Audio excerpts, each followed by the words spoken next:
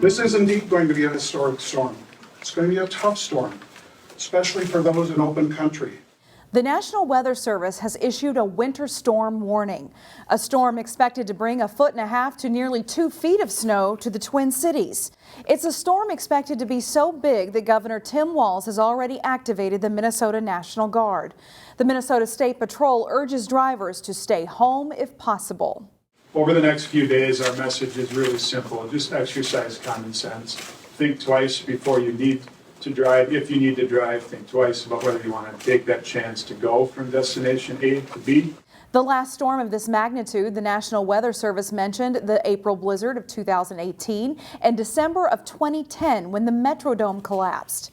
This week's storm is expected to be one of the 5 largest snowfalls in state history. Local city public works departments and residents are gearing up for the historic storm. Reporter Sonia Goins shows us what they're doing in Crystal. I believe it when I see it, but evidently it's coming, but I don't know. I don't know how big it's going to be. It's the calm before the storm. Everyone is anxiously waiting to see just how much snow we get. This is going to be a doozy. Residents and public works departments are preparing for whatever Mother Nature throws at us. Sunday, we really started kind of digging into the details and kind of starting to frame out a plan for this thing.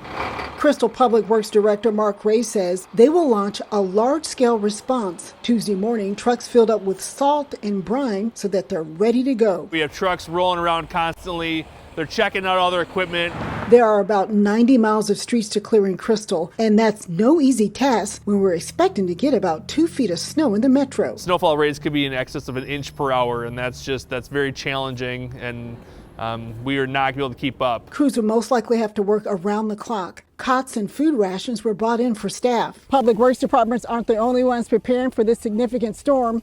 We caught up with several people who were out running errands for some last-minute essentials. Just regular grocery shopping, pretty much. I actually just moved into a place, so I had to get a bunch of stuff anyway for that. I think we're going to be pretty set, you know. Maple Grove resident Joel Liggins says he's shopping for a week's worth of supplies. Just milk and some cheese and cereal, coffee.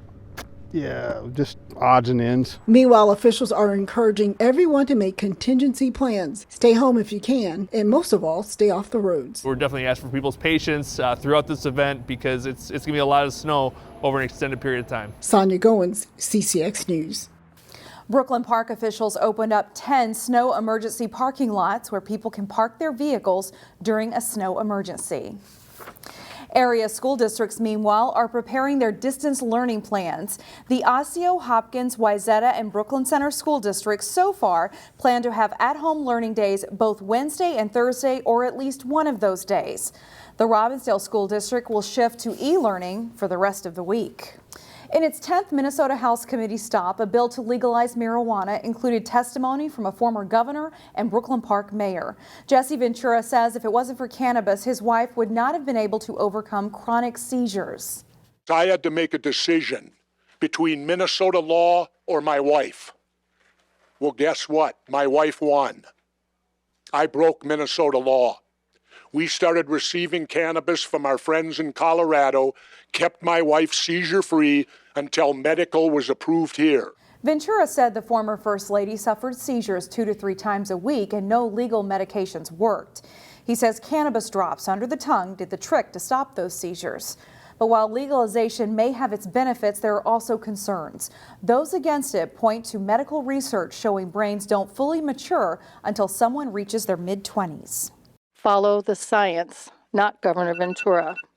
How many children need to be poisoned and how many people need to die in car accidents before we get an acknowledgement that cannabis isn't a safe drug?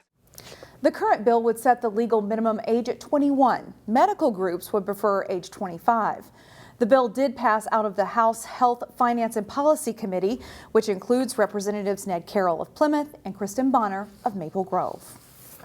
Students at Hennepin Technical College got a lesson in culture on Tuesday, and it started with food. You know, through food is where we get a chance to congregate and we get to teach each other about our history. And it's always been done throughout, even on the African continent, it's always been done through that. Mark Washington is one of the students who helped prepare food from both African and African American culture that students could then try. this is one of the things that is close to my heart, is the fact that people need to appreciate and understand the food and the cultures that are out there that some people demean or some people don't give the respect that they deserve. And I think it'll change their mind. Before students tried the food, they got to go around to learn about Black culture and African culture in a variety of different presentations. They got their passports stamped at the different stations in order to try the food. A group of middle school students in Golden Valley received a special visit from a group of South African singers.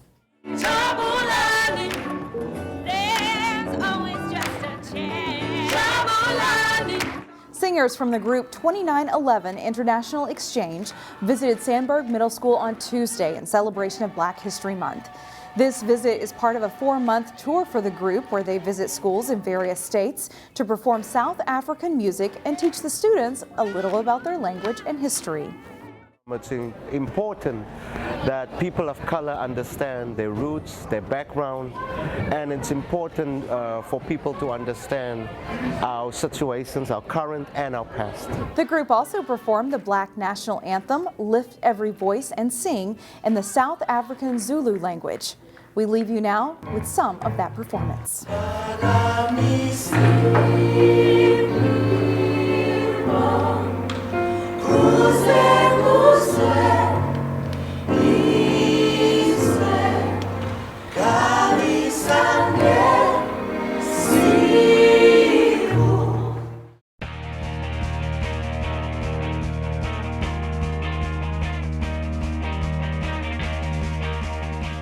The state gymnastics meet takes place this weekend in St. Paul. The team competition is Friday and individuals on Saturday.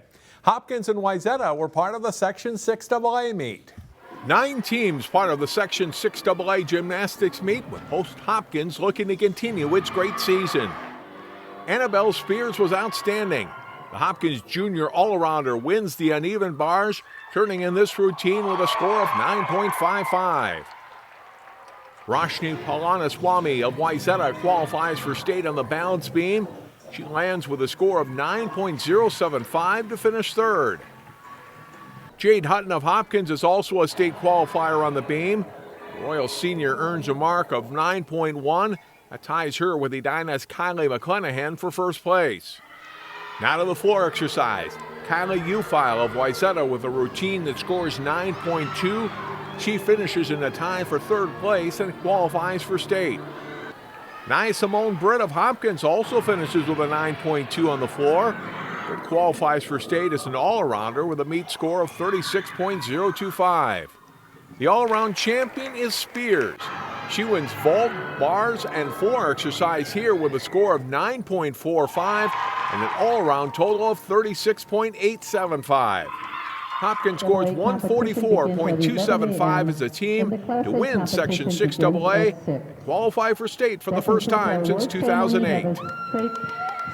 I mean, we worked so hard all season, and our team is more together and connected than ever, so it just meant so much to finally see all our hard work pay off. I've been doing gymnastics for so long, so it's just crazy that it's coming to an end, but this is the best way I could have it end. I'm just really happy. For the 5th straight season, the Wayzata wrestling team faced St. Michael Albertville for the Section 5 3A team title. Jay Wilcox has the highlights. Wayzata facing top-ranked and defending state champ St. Michael Albertville for the Section 5 3A wrestling title. At 1:13, Wayzata's Luke Coonan shoots in for a single on Chase Miller and eventually trips him to the mat for a takedown on the way to a 7-2 win. The Trojans are within 5-3. One of Wayzata's best, Logan Swenson, has to work for it, but he gets around for the takedown on the way to a 13-5 win over Ian Schultz at 126 pounds. But STMA is tough. Parker Jansen runs the half Nelson and pins Andrew Larson in the 138-pound match as the Knights start to pull away with a 22-6 lead. At 1:52, tied in the final seconds, an 8th-ranked Jarrett Watson shoots for a takedown for STMA against 4th-ranked Charlie Pettit. It counts for 2 and a 3-1 win for Watson. Wayzata wins 3 more matches, but it's mostly STMA. They're headed to state for a 25th straight year with a 46-15 win. Jay Wilcox, CCX Sports. The state girls hockey tournament starts later this week. Maple Grove was looking to head back to state for the third time in 4 seasons when they played in the Section 5AA final. The Crimson and the Cougars meeting for a third straight season with a state tournament berth on the line. A lot of really good goaltending in this game. Centennial's Kayla Gross robs Elle Olson late in the first period, making one of her 29 saves. But the Crimson do score on her in the second period. Kim Wellamy passes to Olson. She scores her 16th goal of the season. Maple Grove leads 1-0. Crimson goalie Danny Strom, trying to preserve the lead, comes up with a nice stop here. The junior finishes tonight with 29 saves. But the Cougars tie it later in the second. Ella O'Hearn's shot is tipped in by Noelle Hemmer. Power play goal makes it a 1-1 game. And it stays that way for a long time. But with under 90 seconds to play in the third period, Hemmer's shot is stopped, but J.C. Chatlane is there to knock the rebound home. That's the game winner. Centennial Spring Lake Park advances to state, eliminating Maple Grove 2-1. In Roseville, John Jacobson, CCX Sports.